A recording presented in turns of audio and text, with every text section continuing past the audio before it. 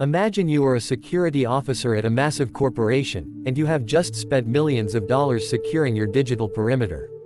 You have firewalls, intrusion detection systems, AI-driven threat hunting, and a team of experts monitoring the network 24/7. You feel safe. You feel like your data is locked away in a high-tech fortress. And then, without warning, the data starts to leak. Millions of customer records, personal details, and proprietary files end up on the dark web. When the dust settles, you realize that the attackers didn't need to bypass your firewall, they didn't need to crack your encryption, and they didn't need to exploit a complex vulnerability in your software. They simply walked through the front door using a password they bought for a few dollars. This is the reality of the Snowflake data breach, a turning point in modern cybersecurity that stripped away the illusion of cloud safety and exposed the uncomfortable truth about how easily our digital lives can be dismantled. Snowflake is a titan of the data industry. It is the platform where some of the world's largest companies store and analyze their most sensitive information. Because it is so massive, it is an incredibly attractive target. When rumors of a breach began to circulate, the tech world held its collective breath. Everyone assumed that the hackers had discovered a zero-day exploit, a secret, undiscovered flaw in Snowflake's own code that allowed them to tunnel into the core of the infrastructure. But the truth was far more sobering, and in many ways, much more dangerous. The breach wasn't a failure of the platform's security, it was a failure of security culture. The attackers were not super hackers, they were opportunistic criminals who used stolen credentials. To understand how this happened, you have to look at the rise of what cybersecurity experts call infostealers. These are types of malicious software that have been quietly proliferating on the internet for years. They don't typically target big corporations directly, they target the individual. A person clicks on a suspicious link, downloads a cracked piece of software, or visits a compromised website, and the infostealer installs itself on their device. It sits silently in the background, harvesting every piece of data it can find: cookies, saved browser passwords, session tokens, and autofill information. It is a digital vacuum cleaner for your personal life. The hackers behind the Snowflake incidents, a group that security researchers have linked to the same ecosystem that produced the Scattered Spider Collective, were essentially shopping for keys. They didn't need to break into the bank, they just needed to find the janitor who left their keys on a park bench.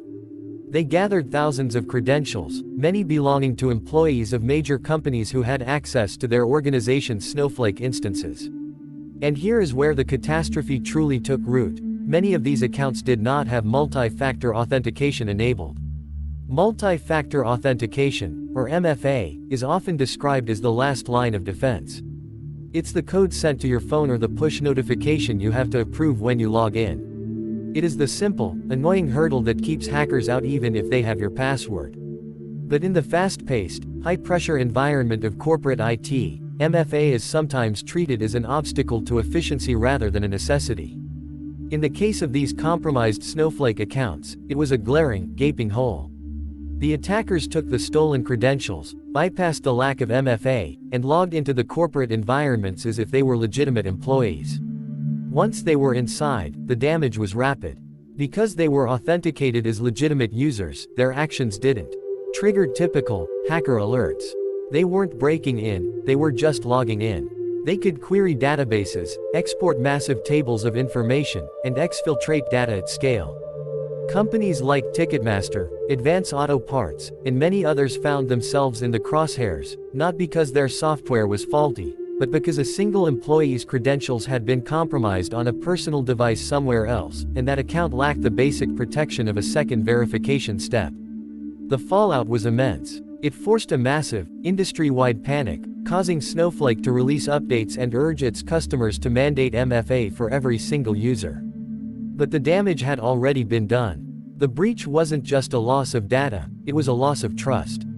It reminded the entire business world that the shared responsibility model of cloud computing is not just legal jargon, it is a functional reality. The cloud provider is responsible for the security of the cloud, but the customer is responsible for the security in the cloud. When a company fails to lock the door, the provider cannot be expected to stop someone who has the key. This incident serves as a brutal masterclass in the state of modern cybercrime.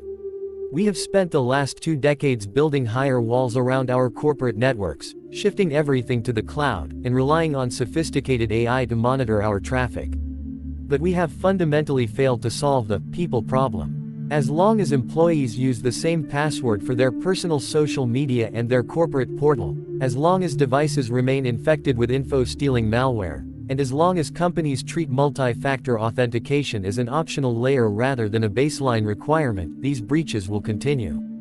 The story of the Snowflake breach is not a technical story. It is a behavioral one. It is a story about the disconnect between our high-tech capabilities and our low-tech habits. It highlights how the digital ecosystem is interconnected in ways we rarely appreciate until it's too late. A single infection on a remote laptop in one part of the world can lead to a massive data leak in another, demonstrating the butterfly effect of cybercrime. Looking ahead, the industry is already shifting. We are seeing a move toward passwordless authentication, the mandatory use of hardware security keys, and a much more aggressive stance on endpoint security, the idea that you must protect the device from which a user logs in, not just the network they are logging into. We are finally beginning to accept that the password is a relic of a simpler time, a liability that we can no longer afford to carry. The Snowflake breach was a wake-up call that echoed through every boardroom in the world. It showed that even the most powerful platforms are vulnerable if the human element is left unshielded. It stripped away the comfort of thinking that the cloud is inherently safe. Security is not a product you buy, it is a discipline you practice. It is the constant, grinding work of ensuring that every account is locked, every session is verified, and every user is trained to recognize that their credentials are, quite literally, the keys to the kingdom. In the end, the most important lesson from this breach is perhaps the simplest one. In the digital age, access is the new currency, and protecting it is the only way to stay in business. The neon signs of the tech giants may shine brightly, but as this incident proved, their foundations are only as solid as the passwords guarding them. And until we embrace that, we are all just one stolen login away from losing it all.